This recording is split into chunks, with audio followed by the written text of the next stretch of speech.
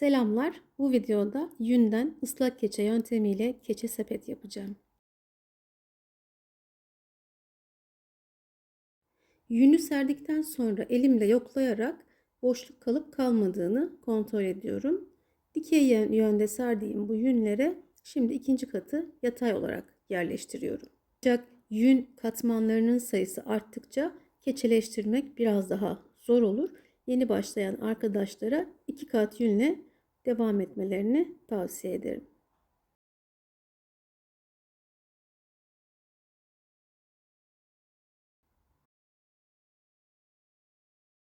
Evimizin önünde yaklaşık 10 yıldır yaşayan bir kedi var. Adı Leyla. Onun da renkleri bu tonlarda. Leyla'dan esinlenerek bu renkleri seçtim. Bir havuz makarnası üzerine keçeyi yerleştirdim. Havluya da sarıyorum ki kaymasın. Ve çok bastırmadan yumuşak hareketlerle ileri geri yuvarlıyorum. Bunu bu dikdörtgen parçanın her yönünde yapıyorum.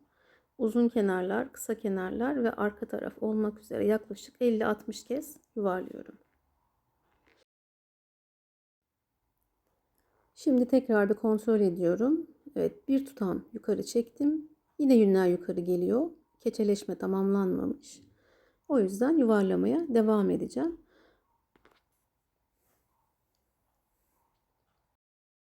Havuz makarnasında bu süreç çok daha yavaş ilerliyor. O yüzden ben şablonu kendi üzerinde rulo yaparak havlunun arasında yuvarladım. Bu çok daha hızlı bir küçülme ve büzülme sağlıyor.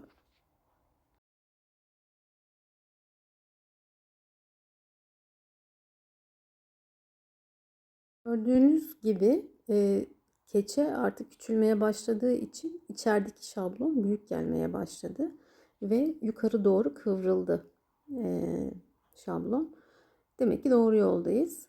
Şimdi yuvarladığım yönün ne kadar küçüldüğünü görüyorsunuz. Bunu belli bir aşamaya kadar yapıp içerideki şablonu çıkaracağım ama her yöne aynı sayılarda bunu yuvarlamam gerekiyor. Bakın tekrar bir tutam testi yapıyorum ya da çimdik testi, pinç test.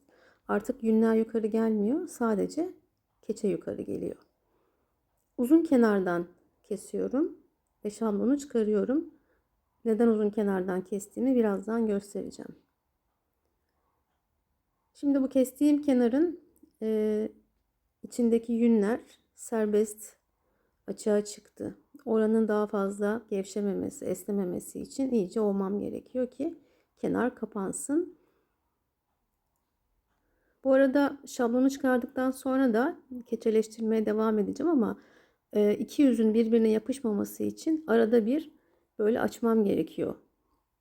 Birbirine yapışmadığını kontrol etmem gerekiyor. İstediğim sıkılığa gelene kadar havlunun arasında yuvarlayacağım.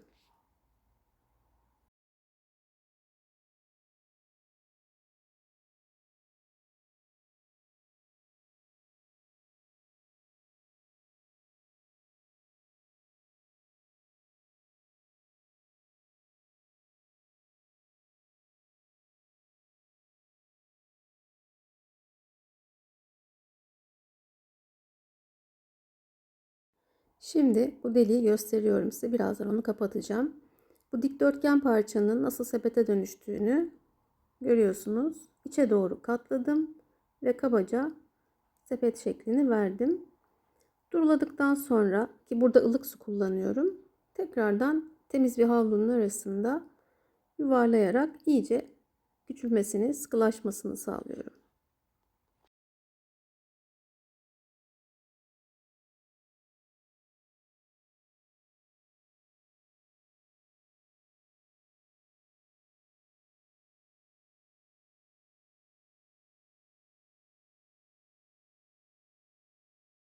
Şablonu çıkarmak için keçeyi kenardan kesmiştim. İşte o deliği kapatmak için şimdi bir işlem yapacağım. Deliğin tam üzerine renkli merinos yünü koydum. Sonra keçe iğnesiyle iğneledim. Çoklu keçe iğnesi kullandığımızda bu işlem çok daha pratik oluyor. İçten ve dıştan birkaç kez iğneleyerek Deliği iyice kapattım. Yünü iyice sağlamlaştırdım.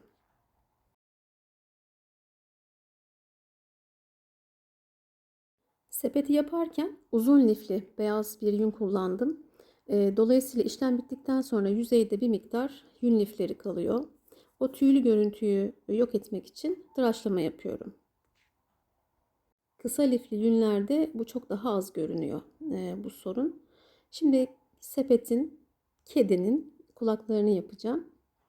Bir karış 5 parmak kadar bir yünüm var. Bunu ekranda gördüğünüz ölçülerde katladım. Sonra keçe iğnesiyle ortadan iğneledim. Üçgen şekli verecek şekilde yünü kendi üzerine katlayıp tekrardan keçe iğnesiyle iğneledim. Alt tarafta serbest yün lifleri kalacak. Üst taraf keçeleşmiş olacak. Şimdi kenardan 3-4 parmak içeri gelecek şekilde kulağı yerleştiriyorum. Sepetin üst tarafında ve iç tarafında, içte ve dıştaki o serbest yünleri keçe iğnesiyle keçeye sabitliyorum.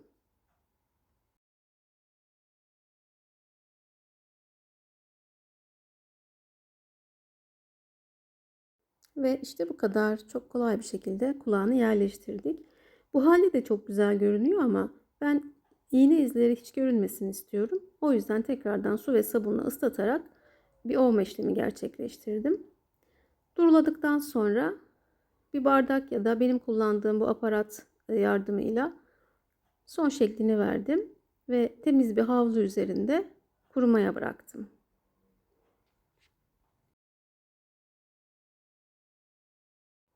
Kedinin gözünü ve burnunu çizeceğim. Isı ile uçan kalem kullandım.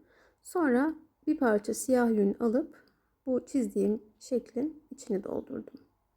Bunu yaparken de keçe iğnesi kullandım.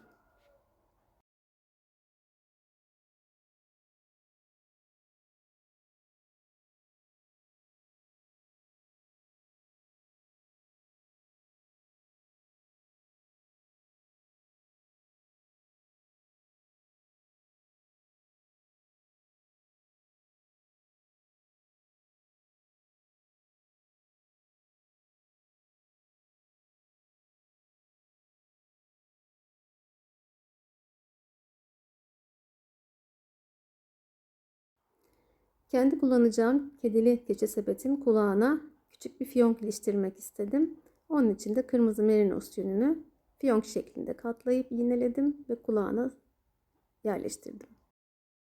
Keçe sepeti bu teknikle yaptığınızda kenarda makas kesik izi olmuyor arkadaşlar. Çok daha muntazam ve sağlam, hatta kalın bir sepet elde ediyorsunuz. Peki hangi amaçlarla kullanabiliriz bu sepeti? Mesela eve geldiniz, anahtarlarınızı bunun içine atıp kullanabilirsiniz. Ya da kalemlerinizi, boya kalemlerinizi koyabilirsiniz. Ben genelde gözlük koymak için kullanacağım. Evet, gözlüklerinizi koyabilirsiniz. Evde yakın gözlüğüm nerede diye aramak yerine bunun içine atıp muhafaza edebilirsiniz. Ya da tokalarınızı koyabilirsiniz. Gibi birçok kullanım amacı olan pratik, şirin bir keçe sepet yaptım. Umarım beğenmişsinizdir. Sizlerin de işine yaramıştır. Başka videolarda görüşmek üzere. Sevgiler, selamlar.